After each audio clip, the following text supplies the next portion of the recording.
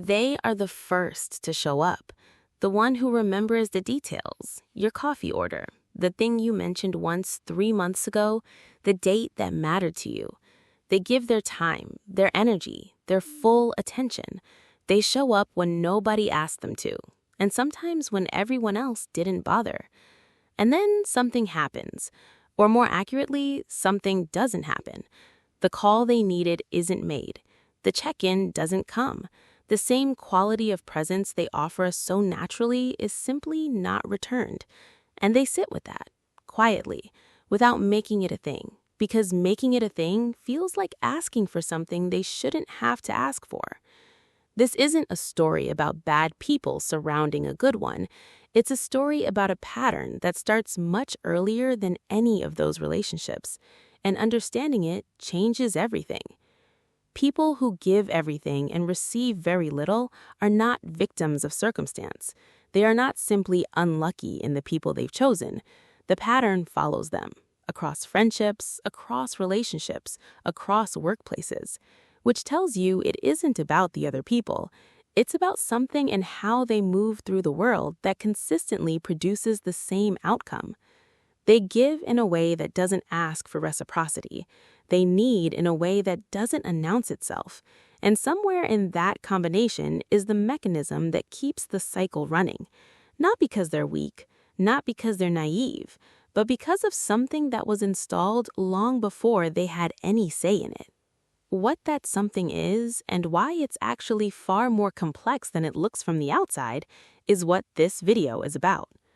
Psychologist Adam Grant, in his research on givers and takers in social networks, found something that surprised even him. The most generous people, the ones he called givers, were simultaneously the most successful and the most burned out, depending on one critical variable. Not how much they gave, but whether they knew how to set any limits on it. Givers without that capacity didn't just end up depleted, they ended up at the bottom of every social and professional network they inhabited, consistently outgiving their own resources and receiving almost nothing structural in return. But Grant's framework doesn't fully explain why someone becomes a compulsive giver in the first place. For that, you need to go earlier. Psychologist John Bowlby's attachment research identified what happens when a child's emotional needs are met inconsistently, warmth that appears and disappears without clear pattern. The child can't control the availability of the caregiver, but they can try to earn it. And the most reliable strategy available to a child in that environment is to become indispensable, to give, to be useful, to make themselves so valuable that the connection can't be withdrawn. That strategy works well enough in childhood to become a template. The child grows up believing, not consciously, not as a stated belief, but as a deeply embedded operating assumption, that love is something you earn through service, that connection is maintained through usefulness, that the moment you stop giving, you stop being worth keeping around. Dr. Brené Brown's research on vulnerability and belonging adds another layer. She found that people who give compulsively often have a profound difficulty with what she calls vulnerability, the willingness to be seen in need, to ask without guarantee of receiving, to exist in a relationship as someone who sometimes requires tending. For the compulsive giver, need feels shameful. Asking feels like an imposition. The giving isn't just generosity, it's a strategy for staying in relationships without ever risking being the one who needs something and gets nothing back. Because getting nothing back when you give costs less emotionally than getting nothing back when you ask. Here is the part that requires some honesty.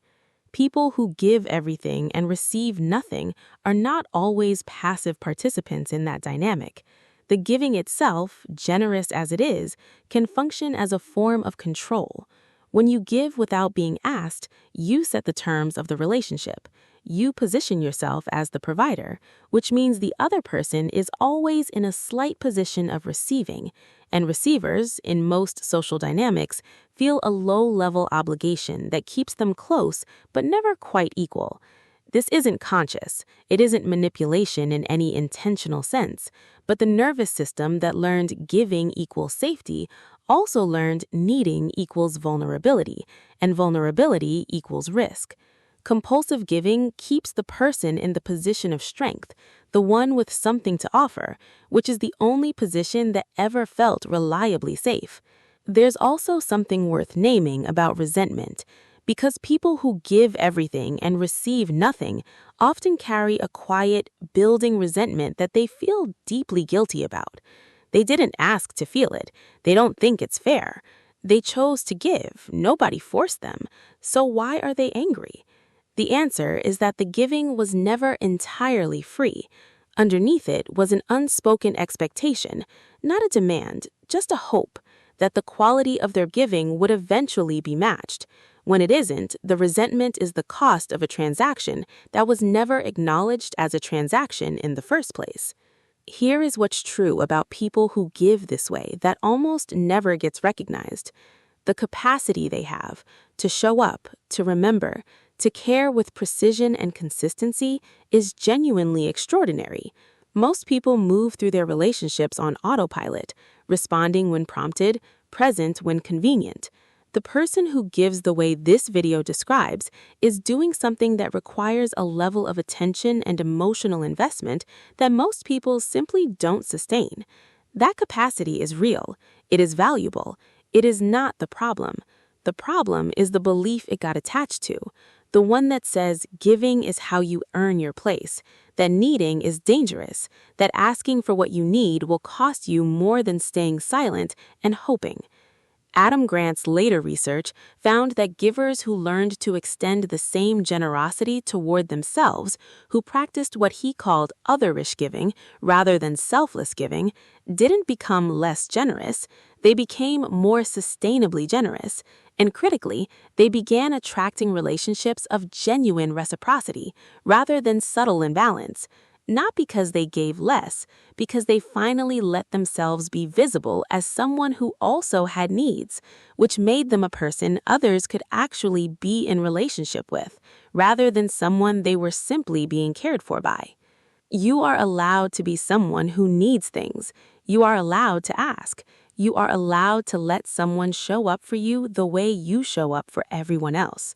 That isn't weakness. That is the thing that was missing, and it is not too late to let it in. If what we talked about today resonated, the giving that never quite gets returned, the need that never quite gets voiced, the quiet resentment you feel guilty about feeling, understanding where that pattern came from is genuinely useful. But the pattern itself doesn't shift through understanding alone. For people who have spent years giving from a full jug while their own runs dry, the hardest move is the most structural one, building something that actually tends to the internal world rather than just managing it. Not motivation, not willpower, just small, daily, concrete steps toward a different way of being in relationship with yourself and with what you need. And if this video finally named something you've been carrying without language for a long time, subscribe. We do this every week.